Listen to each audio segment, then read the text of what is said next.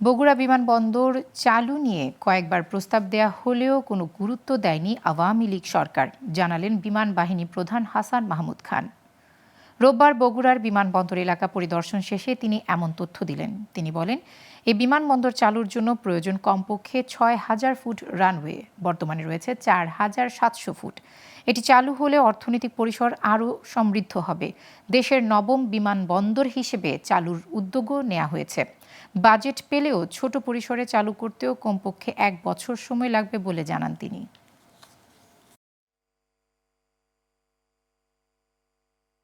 বিশেষ করে বগুড়ায় আপনারা অনেক বছর অপেক্ষা করেছেন, এই দাবি আমি অনেক দিন থেকে শুনছি। আমি তো 40 বছর বিমান বাহিনীতে আছি, তো আমি এই দাবি জানি আপনাদের।